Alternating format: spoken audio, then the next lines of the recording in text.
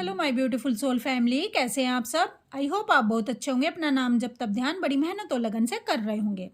तो चलिए गाइस, आज हम देखने वाले व्यूवर्स की डिमांड पर कि ट्विन फ्लेम जर्नी की कितनी स्टेजेस होती हैं और कौन सी स्टेज पर दोनों कॉस्मिक हस्बैंड वाइफ का मिलन होता है और कैसे मिलन होता है और कौन सी स्टेज पर क्या क्या होता है। चलिए देखते हैं ये सब। प्लीज़ डिवाइन गाइड करें, प्लीज़ राधा रानी गाइड करें। गाइज, अगर आप मुझसे पर्सनल गाइडेंस या रीडिंग लेना चाहते हैं तो आप मुझे 9520642716 नंबर पर व्हाट्सएप मैसेज कर सकते हैं और अपने क्वेश्चन के आंसर ले सकते हैं, गाइडेंस ले सकते हैं और आप अपनी और अपने डीएम की एनर्जी चेक करवा सकते हैं। तो चलिए देखते हैं गाइज। आज का वीडियो बहुत ही इंपॉर्टेंट और इंटरेस्टिंग होने वाला है। 10 of swords, the devil, judgement, 3 of swords, 7 of swords,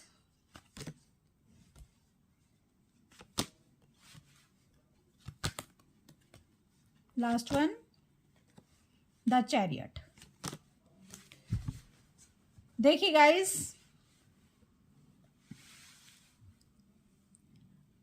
सबसे पहली स्टेज, पहले तो मैं बता दूं, टोटल 8 स्टेजेस होती हैं ट्विन फ्लेम जर्नी में। जो सबसे पहली स्टेज होती है उसमें डीएम और डीएफ एक दूसरे को सर्च कर रहे होते हैं, यानी इनकी सोल एक दूसरे को सर्च कर रही होती है, जो कि हाफ हाफ बॉडी में डिवाइड होती है। ये मेल फीमेल, इनकी जो सोल है मेल फीमेल किसी भी बॉडी में हो सकती है। यहाँ पर मेल फीमेल बॉडी की बात नहीं होती, यहाँ पर एनर्जी की बात होती है ट्विन फ्लेम जर्नी में। तो यहाँ पर एनर्जी जो डीएम और डीएफ की होती है वो एक दूसरे को ढूंढ रही होती है, यानी अपनी हाफ सोल को सर्च कर रही होती है। स्टेज नंबर 2 यानी सेकंड स्टेज पर डीएम और डीएफ एक दूसरे से मिलते हैं। जब ये एक दूसरे से मिलते हैं, एक दूसरे के सामने आते हैं किसी भी रूप में, डायरेक्ट या इनडायरेक्ट, सोशल मीडिया के थ्रू या कैसे भी एक दूसरे के सामने आ सकते हैं। इन दोनों के बीच में आई कांटेक्ट होता है। जब आई कांटेक्ट होता है तो इन दोनों के बीच में बहुत कुछ घट जाता है, यानी इन दोनों के भीतर बहुत ही कुछ उस समय घट रहा होता है जब इनका आई कांटेक्ट एक दूसरे से हो रहा होता है, जब ये एक दूसरे के सामने आते हैं। स्टेज नंबर 3, अधिक से अधिक समय दोनों एक दूसरे के साथ स्पेंड करना चाहते हैं, दोनों एक दूसरे के कांटेक्ट में रहना चाहते हैं, दोनों एक दूसरे को बहुत ज़्यादा मिस कर रहे होते हैं। इनको बहुत ही ज़्यादा एक दूसरे की क्रेविंग हो रही होती है। स्टेज नंबर 4,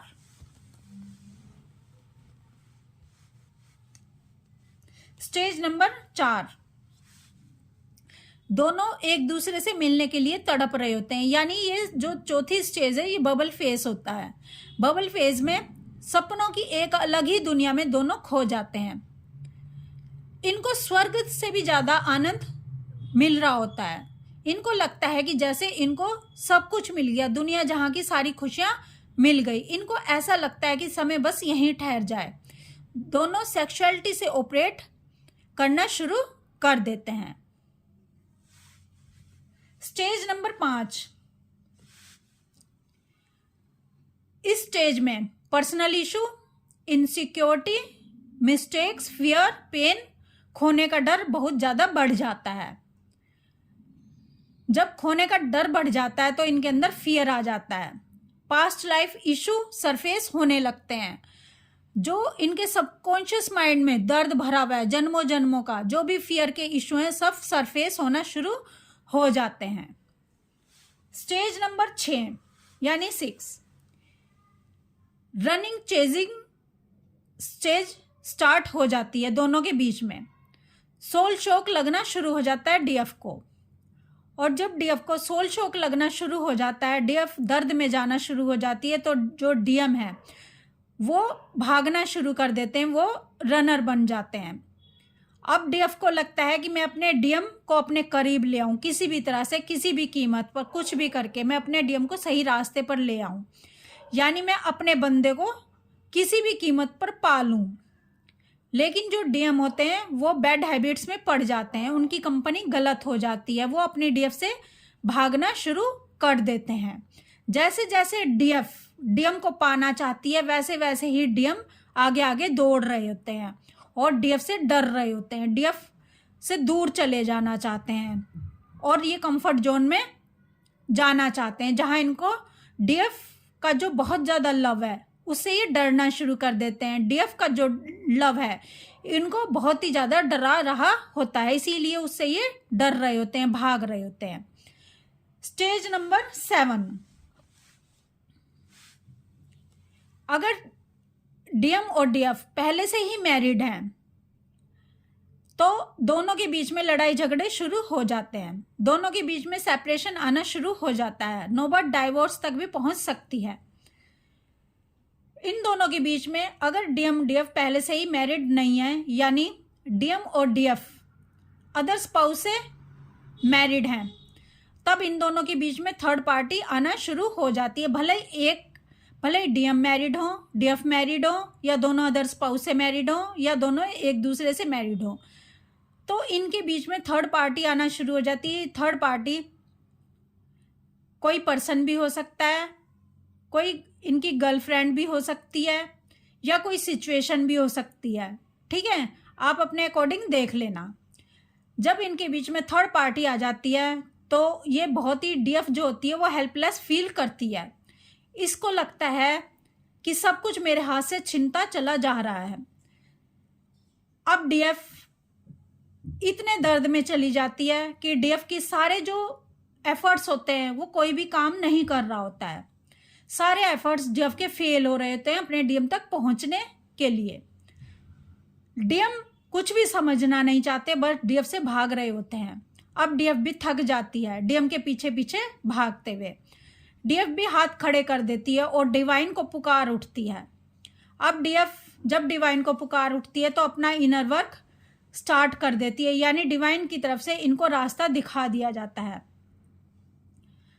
अब डीएफ जो है इनर वर्क करते हुए आगे बढ़ती है और डीएम की जो ईगो है इस समय बहुत ही हाई होती है, क्योंकि डीएफ ने इनको बहुत ज़्यादा सिर पर बिठा लिया होता है, इनके नाज नखरे सह सह कर। अब आती है स्टेज 8। डीएफ इनर वर्क करते हुए हाई वाइब्रेशन में आना शुरू हो जाती है, अपने अंदर के डीएम डीएफ एनर्जी को बैलेंस कर लेती है। यानी जो डीएफ के अंदर, डीएफ बहुत ही ओवर फेमिनाइन एनर्जी में थी, इसलिए वो दिमाग का भी काम दिल से लेती थी, लेकिन अब डीएफ अपने अंदर की डीएफ डीएम एनर्जी को बैलेंस कर लेती है। जब डीएफ अपने अंदर की डीएम एनर्जी को एक्टिव कर लेती है और बैलेंस कर लेती है दोनों एनर्जीज को, तो डीएफ को ऐसा महसूस नहीं होता कि उसके पास किसी तरह की कोई कमी है, उसके डीएम उसको बाहर से चाहिए। अब वो बहुत ही हैप्पीनेस में महसूस करने लग जाती है, क्योंकि उसने अब डीएम वाले गुणों को अपने अंदर ही बढ़ा लिया होता है, एक्टिव कर लिया होता है। अब डीएफ लाइट में कन्वर्ट हो जाती है। दूसरी तरफ डीएम भी धीरे धीरे अपने डीएफ के पीछे आ रहे होते हैं, डीएम भी धीरे धीरे चेंज होना शुरू हो जाते हैं। डीएफ भी इस जर्नी को पहचानना शुरू कर देते हैं। डीएम भी अपनी इस जर्नी को पहचानना शुरू कर देते हैं।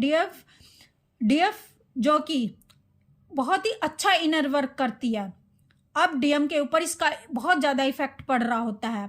अब डीएम जो बहुत ही इस संसार से, इस मैटेरियलिस्टिक वर्ल्ड से बहुत ज़्यादा चिपके हुए थे, यानी बहुत ज़्यादा इनको अटैचमेंट थी थर्ड पार्टी कार्मिक्स की, धीरे धीरे इनकी अटैचमेंट इनसे हटने लग जाती है। अब इनको सत्य, डिवाइन का रास्ता स्पष्ट समझ आ रहा होता है, इनको सब समझ आ रहा होता है कि डिवाइन इनको क्या इंट्यूशन दे रहे हैं। तो अब इनको अपनी शक्ति जो कि डीएफ है, इनको ये पहचानने लग जाते हैं, इनको समझ आ जाता है कि मैं अब अपने डीएफ के बिना नहीं जी पाऊंगा, मैं उसके बिना सांस नहीं ले पाऊंगा।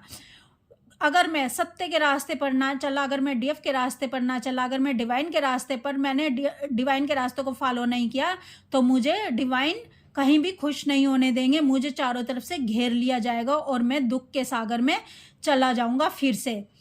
तो अब डीएम सही रास्ते पर आ जाते हैं और दोनों एक दूसरे को सेम पेज पर आकर माफ कर देते हैं। अब ये स्टेज और दोनों का रियूनियन हो जाता है इस 8वीं स्टेज पर। लेकिन आपको गाइज मैं ये बता दूं कि ये जो स्टेज है, ये स्टेज इतनी आसान नहीं होती। ये स्टेज, इस स्टेज में डीएफ को बहुत ही एफर्ट्स लगाने होते हैं, क्योंकि सारी जो रिस्पॉन्सिबिलिटी होती है डीएफ की होती है।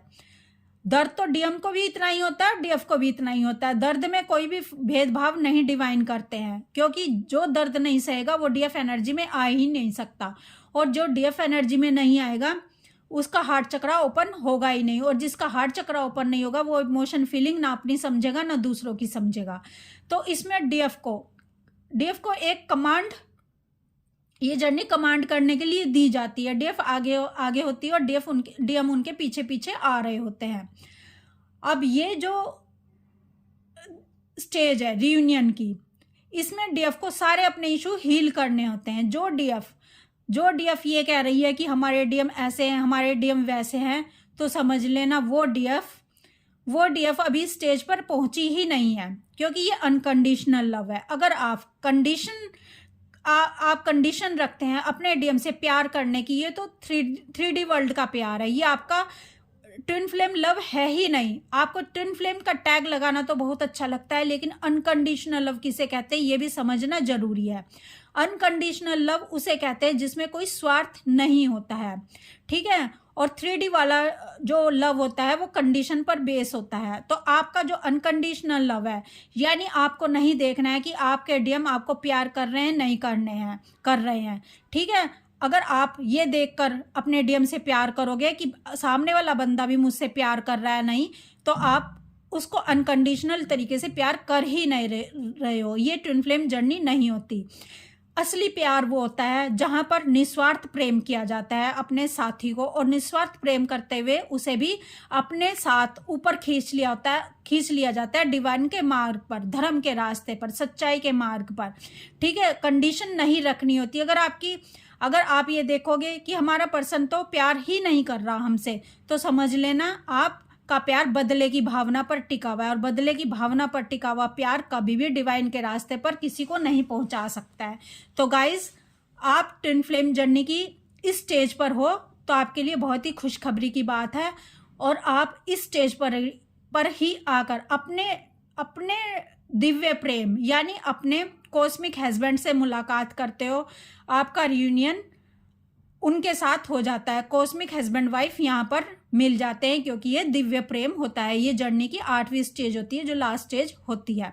इसके बाद आपको इनर वर्क तो अपना करना है, ठीक है। डिवाइन के रास्ते पर तो चलना है आपको। अपना डिवाइन के रास्ते पर चलते हुए आपको अपना सोल पर्पस करना है। लेकिन आपके जो डीएम से आपकी मुलाकात इस स्टेज पर हो जाती है, और आप बहुत अच्छे तरीके से अपना रियूनियन प्राप्त कर लेते हो अपने डीएम से।